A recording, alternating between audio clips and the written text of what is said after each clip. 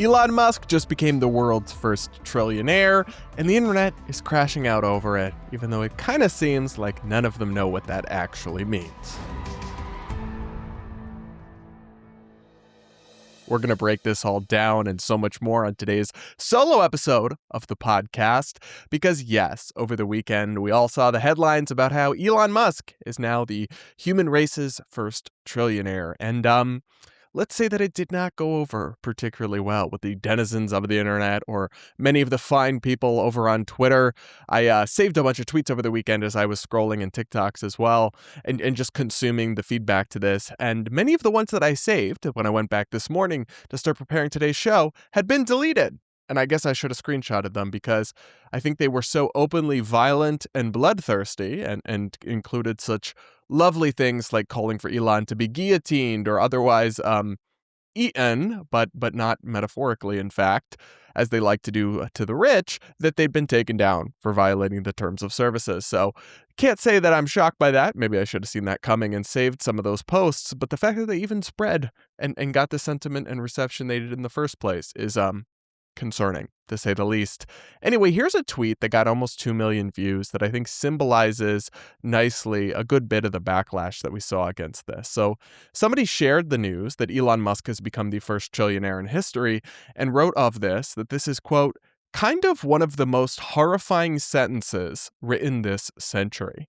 And this got millions of views and hundreds of thousands of people resonated with this sentiment and agreed and were nodding along furiously. And I find that kind of interesting, that of the most horrible sentences we've had so far in this century, they're thinking that what constitutes that is an entrepreneur's stock valuations fluctuating upwards past an arbitrary threshold and not all the war, famine, and genocide and all the other things that have been horrific and victimized people and been memorialized in headlines. Well, apparently those aren't the most horrifying headlines. The fact that SpaceX stock value went up after the IPO and now Elon Musk has a big $1 trillion net worth. Yeah, that's really it. Yeah, I actually don't think so, but it was interesting to me the extent to which that resonated and the extent to which many of the people online, but also at the highest levels of government, as we will come to, because this was not just an online backlash, didn't seem to actually understand what this development means. What does it mean when we say Elon is a trillionaire?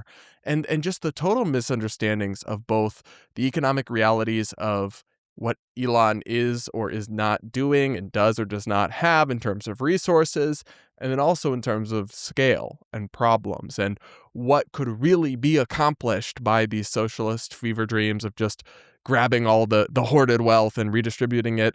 We're going to walk through some of it because I think it gets at some bigger picture issues that are haunting our society. So first, nobody really seems to understand, at least on the online discourse about this topic, what $1 trillion or what a trillionaire actually is, and the fact that it does not, in fact, mean you have $1 trillion sitting in a bank account. It doesn't even mean anything close to that, in fact. And that is so important to stress. So here's one tweet.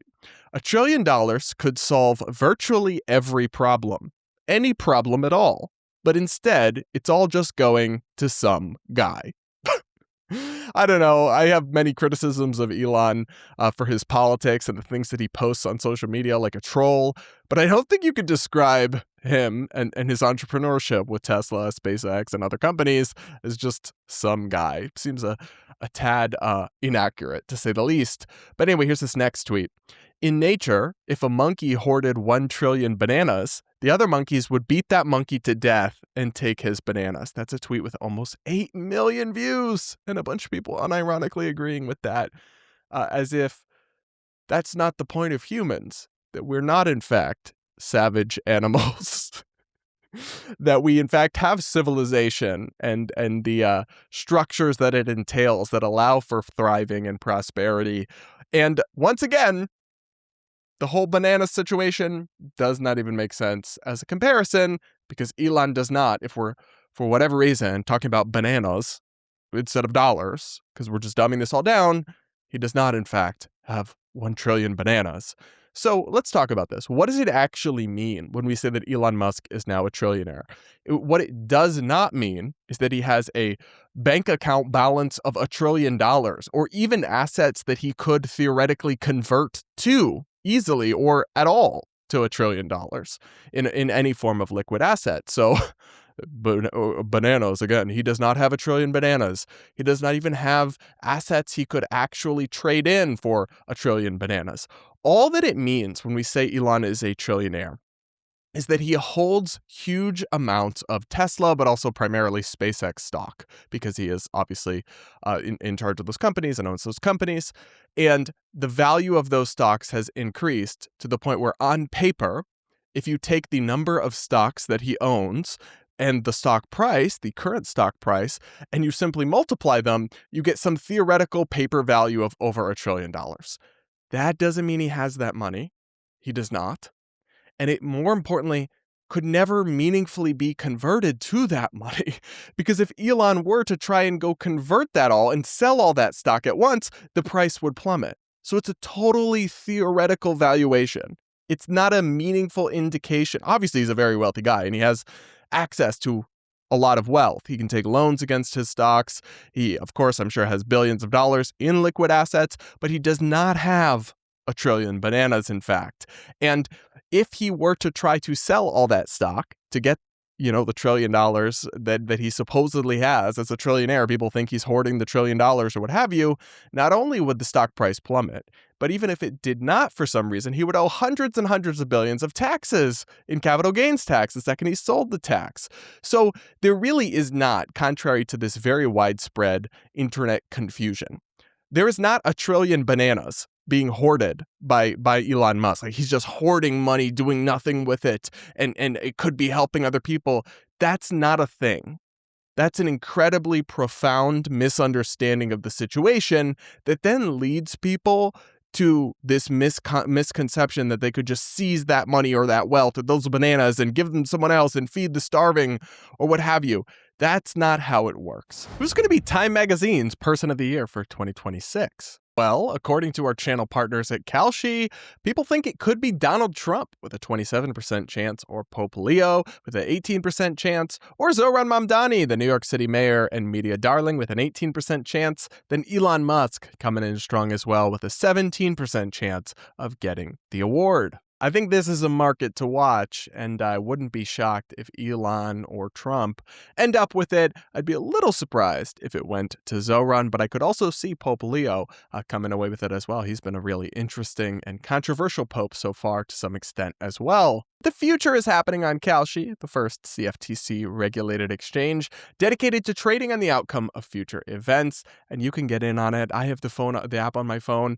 It's so easy and so cool to monitor stuff as it's happening in real time, and if you sign up today using code BRADP, you'll get $20 free to trade when you trade $20. Now back to the show. And also, the critics here are totally misunderstanding and misconceptualizing the scale of problems of government spending, of social programs, and what have you, because even if you were somehow able to extract $1 trillion from Elon Musk, which isn't possible for the reasons that I just told you, right? It would be, at most, if you were to totally punitively destroy and confiscate all his wealth, and we're just going to, I guess, for the purpose of this conversation, set aside the drastic economic consequences that would have, and the fact that future entrepreneurs and businesses would flee the United States and it would be a BFD, as they say. But if you were somehow to, I don't know, say we're living in Alexandria Ocasio-Cortez's fever dream. If you were to try to confiscate all his wealth and somehow you could get $1 trillion, in reality you never could, but say that you could, that would fund the federal government's current spending levels, nothing new, for about 49 days. 49 days, yes. So that's not exactly covering Medicare for all, now is it? That's not exactly feeding the entire globe. In fact, it would barely even cover the annual interest payments on the national debt. Not even paying down the national debt, just the annual payments we owe in interest are just at about $1 trillion. So you could confiscate all this wealth, even if we pretend that that's a thing, even though it's not, and still barely on the scale of government finance and the amount of money that we're pouring into different programs, it wouldn't even move the needle that much. A one-time confiscation. And yet they're acting like you could solve any problem. You absolutely could not. And this here is just a profound misunderstanding that I think most people out there in America, whether they like Elon or not, whether they even support this or not, just don't understand the scale of some of these things. And they have some very profound misconceptions about how it all works and what $1 trillion really means in the grand scheme of things. Now, the next thing that I think is really important to stress here, because what I'm seeing with the whole narrative is this a lot of resentment as if Elon Musk's success has come at the direct expense of others. Like he has somehow enriched himself by making other people poorer, or as if to make $1 trillion, which again he doesn't have, but to make billions of dollars, which he does have, he has to take those dollars from someone else. That is not how wealth works in any sort of free market economy. Wealth is not zero sum. Both people can get richer without anyone getting poorer. So I'll give you an example, because fundamentally, no one loses money because the value of Elon Musk's stocks goes up. That's just not how it works. And in fact, a lot of, we'll get into some of this as well, but a lot of everyday Americans or former employees also own Tesla stock or have it in their retirement plans, and it helps them as well when it becomes more valuable. But here's a graph from Forbes, from Elon Musk's a bio page over there. And I just want to draw your attention back to 2025, when the value of Elon Musk's assets was $342 billion. So, based on this reporting, by 2026, it has increased to $1 trillion. But ask yourself this, like, has that number on paper of theoretical stock valuations of Elon Musk's increasing by more than twofold, right? Not quite tripling, but maybe 2.5xing. Has that made your life worse in any way? If that were to suddenly happen again tomorrow, and instead of $1 trillion, it would go to 1.8 trillion, would that affect anything around you? The answer is no. And yet the way they frame these things is as if the increase in these people's value comes at our expense and is taking money out of our pockets or anything like that. That is objectively not the case. And in fact, lots of people do benefit when entrepreneurs build businesses of tremendous value other than the entrepreneur themselves. So here, I'll flash the New York Times headline: SpaceX IPO could turn 4,400 employees into millionaires. While Elon Musk may soon become a trillionaire, his rocket company's market debut is set to change the lives of its current and former employees too. So what they're referencing here is the fact that, and none of these demagogues or none of these angry posts on Twitter speak about this, of course, because it's not convenient for the narrative. Thousands of people who are not Elon Musk will become millionaires because they including very low-level employees at Tesla who were given stock, or SpaceX in this context, but he's done this with Tesla as well. And that's a good example of how a rising tide can lift all boats. And that's not even getting into all the jobs and all the tax revenue and all the contracts they've given out to other businesses that employ people. And the fact that many Americans have retirement accounts with these kinds of stocks as part of their portfolio, and they too benefit when the stock goes up. And yet no one really is meaningfully hurt. So it's almost like this isn't some moral outrage or some robber baron who's robbing people's wallets, but instead is a successful entrepreneur who, I agree, I did not purely get there all by himself and did get government contracts and has done plenty of things personally and politically that are controversial. I've been very critical of Elon Musk on many things, and that's totally fair game. But to attack as if he has done some great evil to humanity by having an IPO for a valuable company is just something I fundamentally don't understand. And it's one thing when you see these misconceptions coming from randos on Twitter, although these randos are getting millions of views, and this is clearly widespread sentiment. It's more disturbing to me, though, even more disturbing when it's coming from the highest levels of government. And it is. So here is New York City socialist mayor Zohran Mamdani. He shared the news about Elon Musk and wrote, "Reason $1 trillion why we should tax the rich. Now, that tweet is funny to me for many reasons. One, because New York City has the opposite problem where they have so punitively taxed success that they've lost a lot of wealthy people to other states, and yet he seems to be doubling down on this approach. But also, it's like, do these people not know that we already quite tax the rich a lot? We'll get into that in a second, but I want to show you this tweet that's just a lie. It's just a blatant lie from Representative Morgan McGarvey, a Democratic congressman. He writes, "A man who took billions in government subsidies and pays less in taxes than you just became the first trillionaire." So I guess we're just lying now. Like, we're just making up because the idea that because the you here refers to just any average American. Elon Musk has probably paid more in taxes cumulatively than any other human in human history. In fact, he has certainly objectively paid the largest tax bill in human history. So in 2021 alone, he paid $12 billion in personal taxes, which is the largest tax bill in recorded human history, obviously. And there's literally no one who he pays less in taxes than. That is absolutely objectively not true. And again, the whole narrative here just ignores that we already tax the wealthy and the affluent disproportionately in our federal tax system. So 40% of the public pays no net federal income taxes at all. It's just a fact. You can look this up. We already do tax the rich. Now, I think we have too many loopholes in the tax code that we should close. So sometimes you can see individuals in a certain year get away with not paying anything in taxes, even though they're very wealthy. Though sometimes that's because they are taking massive losses that they're allowed to write off. And that's just is what it is. But sure, we could close loopholes, but they make it sound like we have a tax system that is like taxing the crap out of working class poor people. That is not true. The middle class and the upper class already pay most of the federal taxes. That's true by any objective metric. But yet they just demagogue with all of this. And that brings us to my favorite, Senator Elizabeth Warren, who put out this shaky car camera video of her like taking a selfie of herself in the car that we're going to watch because she immediately seized on this news to push her wealth tax proposal that would basically tax unrealized capital gains. So it would go after someone like Elon Musk and tax him on money he doesn't actually have. And let's listen, and then we'll discuss, because I think you'll get a sense of how informed and good faith this line of attack actually is from Senator Warren herself. Let's listen. Elon Musk is officially the world's first trillionaire. Oh, no. Think about that. We're living in a time when more and more people are just hanging on by their fingernails to survive in this economy. And Elon Musk has more money and more wealth than anyone in human history. We need to overhaul our tax code. We need a wealth tax. And it's about time that corporations paid their fair share. Today's marker should be a wake-up call that enough is enough. Time to make change.